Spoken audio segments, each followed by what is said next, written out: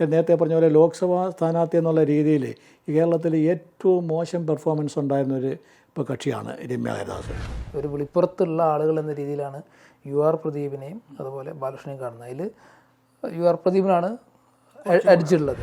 ഒരു മന്ത്രിയെ നഷ്ടപ്പെട്ടെന്നുണ്ടെങ്കിൽ പോലും ഇത് ഞാൻ പറഞ്ഞില്ലേ, പാർട്ടി ഈ CPM ആണ്, കോൺഗ്രസ് അല്ല. ഇപ്പോൾ CPM എന്ന് പറഞ്ഞാൽ പഴയ CPM അല്ല ഇപ്പോഴത്തെ CPM. തൃശ്ശൂർ സുരേഷ് ഗോപിക്ക് വേണ്ടി വർക്ക് ചെയ്ത ഒരു ടീം, RSSൻ്റെ ഒരു നല്ലൊരു വിങ്ങാണ്.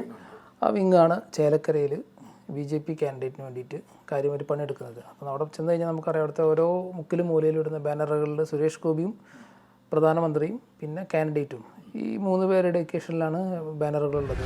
അപ്പോൾ PP ദിവ്യയുടെ കേസ് എത്രത്തോളം കേരളത്തിലെ ഈ സ്ത്രീജനങ്ങളെ, സ്ത്രീ വോട്ടർമാരെ എത്രത്തോളം നോവിച്ചിട്ടുണ്ടെന്നുള്ളത് ചിലപ്പം തെരഞ്ഞെടുപ്പ് ഈ വിധിയെ തന്നെ മാറ്റിമറിച്ചുകൂടുന്നില്ല. കേരളം ഉപതെരഞ്ഞെടുപ്പുകളുടെ തിരക്കിലാണ്. ലോക്സഭാ ഉപതെരഞ്ഞെടുപ്പ് നടക്കുന്ന വയനാട്, ഒപ്പം തന്നെ 2 നിയമസഭകൾ, പാലക്കാടും ചേലക്കരയും. ഈ നിയമസഭാ തെരഞ്ഞെടുപ്പുകളിലേക്കാണ് ഓരോ ദിവസവും രാഷ്ട്രീയം മാറി മറിഞ്ഞുകൊണ്ടിരിക്കുന്ന വാശിയേറിയ പോരാട്ടങ്ങൾ നടക്കുന്നത്. ഓരോ ദിവസവും അവിടുത്തെ രാഷ്ട്രീയത്തിൻ്റെ അവസ്ഥകൾ മാറിക്കൊണ്ടിരിക്കുകയാണ്. അതുകൊണ്ട് തന്നെ ഇന്ന് നമ്മൾ ചർച്ച ചെയ്യുന്നത് പാലക്കാടും ചേലക്കരയും എന്താണ് സംഭവിക്കുന്നത്, എന്താണ് സംഭവിച്ചുകൊണ്ടിരിക്കുന്നത്, എന്താണ് റിസൾട്ടിലേക്ക് അത് ഏത് രീതിയിലാണ് ബാധിക്കുക തുടങ്ങിയ കാര്യങ്ങൾ ചർച്ച ചെയ്യാനാണ് ഉദ്ദേശിക്കുന്നത്. മെട്രോ പോസ്റ്റിൻ്റെ ഈ ചർച്ചയിൽ നമുക്കൊപ്പം ചേരുന്നത് കേരള ശബ്ദത്തിൻ്റെ സ്പെഷ്യൽ കറസ്പോണ്ടൻ്റായ മുതിർന്ന മാധ്യമപ്രവർത്തകൻ P. ജയചന്ദ്രനാണ്. ജയേട്ടനെ ഈ പരിപാടിയിലേക്ക് സ്വാഗതം ചെയ്യുകയാണ്.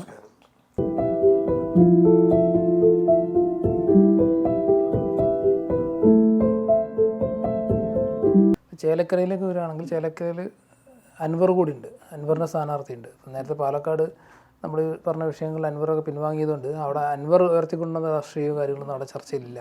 പക്ഷേ ചേലക്കരയിലേക്ക് വരുമ്പം അൻവറിൻ്റെ സ്ഥാനാർത്ഥിയായിട്ട് നടക്കുന്നുണ്ട്. പക്ഷേ അവിടുന്ന് ഒരു ഗ്രൗണ്ടിലൊക്കെ നമുക്ക് പോകുമ്പം ആളുകളോടൊക്കെ സംസാരിക്കും മനസ്സിലാവുന്നത് അൻവർ ഉയർത്തി വന്ന അങ്ങനത്തെ ഒരു പൊളിറ്റിക്സോ അങ്ങനത്തെ കാര്യങ്ങളൊന്നും അവിടെ ഒരു ആളുകൾ ചർച്ച ചെയ്യുന്ന പോലില്ല.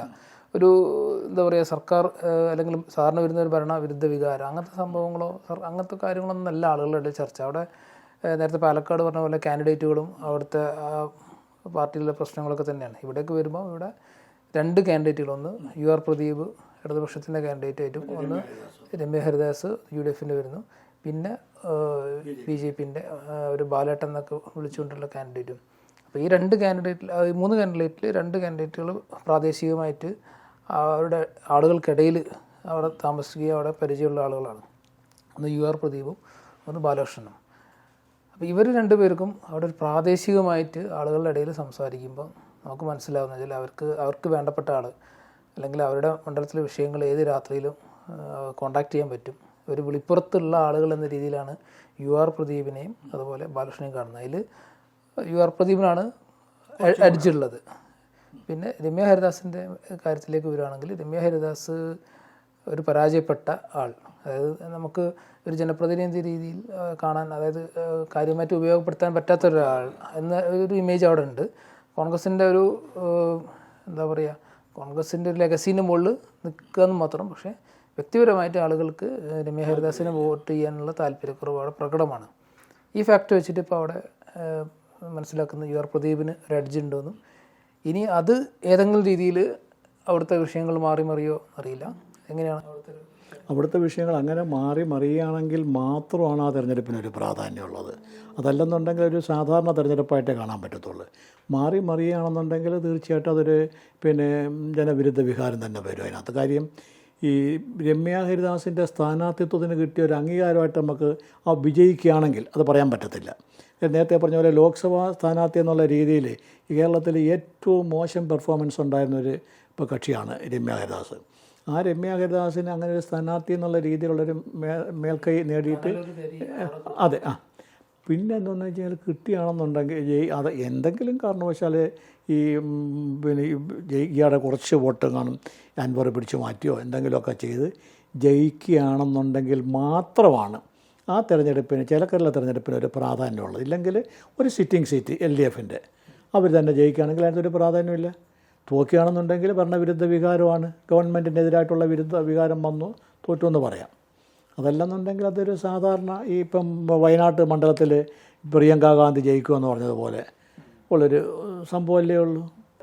സിറ്റിംഗ് സീറ്റ് നഷ്ടപ്പെടുകയാണെങ്കിൽ മാത്രം അത് ഈ ഗവൺമെൻറ്റിനെതിരായിട്ടുള്ളൊരു വിധിയെഴുത്തായിട്ട് നമുക്ക് കണക്കാക്കാം. അതല്ലെന്നുണ്ടെങ്കിൽ ഒരു സാധാരണ സംഭവമായിട്ട് മാത്രമേ അതിനെ കാണാൻ പറ്റത്തുള്ളൂ. ഈ അവർക്കൊരു മന്ത്രിയെ നഷ്ടപ്പെട്ടിരിക്കുകയാണ് ഈ ഒരു മാറ്റത്തിലൂടെ. അതിൻ്റെ ഒരു വികാരം അവിടെ ചെറുതായിട്ടൊരു പ്രാദേശിക വികാരമൊക്കെ നിലനിൽക്കുന്നുണ്ട്. പക്ഷെ അത്രത്തോളം അത് വരാൻ ഒരു അത്രത്തോളം സാധ്യതയില്ല. കാര്യം എന്ന് വെച്ച് കഴിഞ്ഞാൽ ഒരു മന്ത്രിയെ നഷ്ടപ്പെട്ടെന്നുണ്ടെങ്കിൽ പോലും ഇത് ഞാൻ പറഞ്ഞില്ലേ, പാർട്ടി ഈ CPM ആണ്, കോൺഗ്രസ് അല്ല. ഇപ്പോൾ CPM എന്ന് പറഞ്ഞാൽ പഴയ CPM അല്ല ഇപ്പോഴത്തെ CPM. എല്ലാ പരിപാടികളും കോൺഗ്രസിൻ്റെയൊക്കെ കൂട്ട് അവർക്ക് ഉണ്ടെങ്കിൽ പോലും അവർ കുറേ കൂടെ ബെറ്ററായിട്ട് ചിന്തിക്കുകയും പ്രവർത്തിക്കുകയൊക്കെ ചെയ്യുന്നവരാണ്.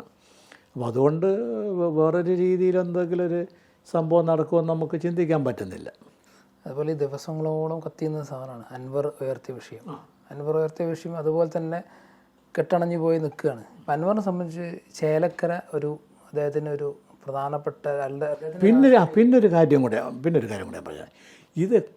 ഇതൊക്കെ പറയുമ്പോഴും ഈ തെരഞ്ഞെടുപ്പിനകത്ത് മുഖ്യമായിട്ടും ഇപ്പോൾ അവിടുത്തെ ഈ പെട്ടി വിവാദം എന്ന് പറഞ്ഞ പോലെ ഏറ്റവും പ്രധാനമായിട്ട് നമ്മൾ ചർച്ച ചെയ്യപ്പെടുമായിരുന്ന ഒരു വിഷയവും ചർച്ച ചെയ്യപ്പെടേണ്ട ഒരു വിഷയവും എന്ന് പറയുന്നത് PP ദിവ്യയുടെ കേസ് തന്നെയാണ്. അപ്പോൾ ആ PP ദിവ്യയുടെ കേസ് എത്രത്തോളം കേരളത്തിലെ ഈ സ്ത്രീ വോട്ടർമാരെ എത്രത്തോളം നോവിച്ചിട്ടുണ്ടെന്നുള്ളത് ചിലപ്പം തെരഞ്ഞെടുപ്പ് ഈ വിധിയെ തന്നെ മാറ്റിമറിച്ചുകൂടുന്നില്ല. ഈ അടുത്ത സമയത്ത് അങ്ങനെ ഏതൊരു തിരഞ്ഞെടുപ്പ് വിധി വന്നല്ലോ കേരളത്തിൽ. പിന്നെ PP ദിവ്യയുടെ കേസ് നമ്മൾ നിസ്സാരമായിട്ട് കാണരുത്. ഒരുപാട് വീടുകളിൽ ഒരുപാട് സ്ത്രീകൾക്ക് ഇപ്പോഴും അങ്ങേര് ആർഡിയോ ഇരുന്ന ഇരുത്തയും ഇതെല്ലാം കൂടെ വിഷ്വൽ കാണുമ്പോൾ ഇപ്പോഴും എന്തോരം എന്തോന്നാണെന്നറിയോ. അതുപോലെ തന്നെ ഇപ്പം ഇയാൾ ഇപ്പം 3-4 ദിവസം കഴിഞ്ഞതിന് ശേഷം വക്കീലൊക്കെ ആയിട്ട് ആലോചിച്ചതിന് ശേഷം കളക്ടർ പറയുന്നു എൻ്റെ അടുക്കെ വന്ന് പറഞ്ഞെന്ന്, കുറ്റബോധത്തോടെ പറഞ്ഞെന്ന്. യഥാർത്ഥത്തിൽ എൻ്റെ മനസ്സിൽ പറയുന്നതെന്ന് വെച്ചാൽ ചെന്ന് പറഞ്ഞത് ഈ കളക്ടറുടെ മുഖത്ത് നോക്കിക്കൊണ്ട് ഒരു കീഴുദ്യോഗസ്ഥന് മിസ്റ്റർ എന്നൊന്നും വിളിക്കാനൊക്കത്തില്ല, നിങ്ങളെപ്പോലൊരു മനുഷ്യൻ്റെ കൂടെ വേദി പങ്കിട്ടതിനകത്ത് എനിക്കൊരു തെറ്റ് പറ്റി എന്നായിരിക്കണം ആ മനുഷ്യൻ പറഞ്ഞിട്ടുള്ളത്. ഇപ്പം ഇയാളെ വേണം പിന്നെ നുണപരിശോധനയ്ക്ക് വിധേയനാക്കാൻ ഈ കളക്ടറെ. എൻ്റെ അഭിപ്രായം അതാണ്. അപ്പോൾ ആ രീതിയിൽ ഇത് എൻ്റെ ആരുമല്ല ഈ മരിച്ച ആൾ, അവരെ ഞാൻ കണ്ടിട്ട് പോലുമില്ല. പിന്നെ ആ കൊച്ചുങ്ങളെ ഒന്നും എനിക്കറിഞ്ഞൂടെ. പക്ഷേ ദിവസം ഇത്രയായിട്ടും ആ മരിച്ച അങ്ങേരുടെ ഭാര്യയുടെയും ആ 2 പെൺകൊച്ചുങ്ങളുടെയൊക്കെ ആ ഒരു രൂപം നമ്മുടെ മനസ്സിനകത്ത് അത്ര നൊമ്പരുണർത്തിയ ഒരിതാണ്.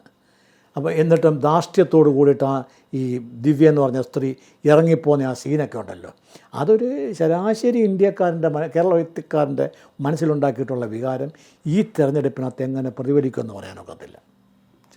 ദിവ്യനെ ഇപ്പോൾ പാർട്ടി ഡിമോട്ട് ചെയ്തിട്ടുണ്ട് ആണ് ഇന്ന് വിധി ചിലപ്പോഴേ എതിരായിട്ട് വരുമെന്ന് അവർ കണക്ക് കൂട്ടി.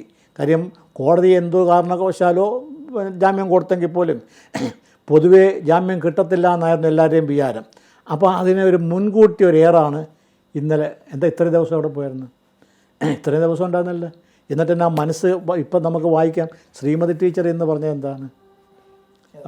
അപ്പോൾ അവരുടെയൊക്കെ ഈ പാർട്ടിക്ക് എന്നിട്ട് ജില്ലാ കമ്മിറ്റി വേറെ നിലപാട് ശക്തമായി നിൽക്കുന്നുണ്ട്. ശക്തമായിട്ട് നിൽക്കുമ്പോൾ പോലും അവർ രണ്ടാമത് വന്നപ്പോൾ ഒന്ന് താളം ചവിട്ടി. ഈ MP ഗോവിന്ദൻ ചെന്ന് ആ വീട്ടിൽ ചെന്നതിന് ശേഷം ഈ മരിച്ച പിന്നെ ആ മനുഷ്യൻ്റെ അമ്മാവൻ എന്ന് പറഞ്ഞ വ്യക്തിയുടെയൊക്കെ മനസ്സിനകത്തുണ്ടായിരുന്നൊരു ചാഞ്ചാട്ടം അത് പിറ്റേന്ന് നമ്മൾ ഈ ചാനലിനകത്തൊക്കെ കണ്ടതാണ്. തലേന്നുണ്ടായിരുന്നൊരു ആവേശമൊന്നുമില്ല. അവസാനം പിന്നെന്ന് വെച്ച് കഴിഞ്ഞാൽ ഈ ഉദയഭാനു എന്ന് പറയുന്ന അവിടുത്തെ ജില്ലാ സെക്രട്ടറിയുടെ പോലും ശബ്ദത്തിനൊരു മയം വന്നപ്പം ആകപ്പാടൊരിച്ചിരി 2 വാക്ക് സംസാരിച്ച് ഏതൊരു CI2-ൻ്റെ എങ്ങാണ്ടൊരു സെക്രട്ടറിയെ കണ്ട. ബാക്കി എല്ലാവരും ഒരുവിധമൊക്കെ അങ്ങ് അടങ്ങിയായിരുന്നു. ഇപ്പോൾ കാര്യം നഷ്ടപ്പെടുന്നത് ആ ഭാര്യയ്ക്കും മക്കൾക്കും അല്ലേ ഉള്ളൂ. ഈ ചേലക്കരയിലേക്ക് വരുമ്പോഴേ തൃശ്ശൂർ സുരേഷ് ഗോപിക്ക് വേണ്ടി വർക്ക് ചെയ്ത ഒരു ടീം RSSൻ്റെ നല്ലൊരു വിങ്ങാണ്. ആ വിങ്ങാണ് ചേലക്കരയിൽ BJP കാൻഡിഡേറ്റിന് വേണ്ടിയിട്ട് കാര്യമായിട്ട് പണിയെടുക്കുന്നത്. അപ്പോൾ അവിടെ ചെന്ന് കഴിഞ്ഞാൽ നമുക്കറിയാം, അവിടുത്തെ ഓരോ മുക്കിലും മൂലയിലും ഇടുന്ന ബാനറുകളിൽ സുരേഷ് ഗോപിയും പ്രധാനമന്ത്രിയും പിന്നെ കാൻഡിഡേറ്റും ഈ 3 പേരുടെ ഒക്കേഷനിലാണ് ബാനറുകളുള്ളത്. അല്ല വേറെ ഈ ജില്ലാ പ്രസിഡൻറ്റിൻ്റെയോ അതുപോലെ സംസ്ഥാന പ്രസിഡൻറ്റിൻ്റെയോ ഒന്നും ഫോട്ടോസ് അവിടെ വെച്ചുള്ള പ്രചാരണമില്ല.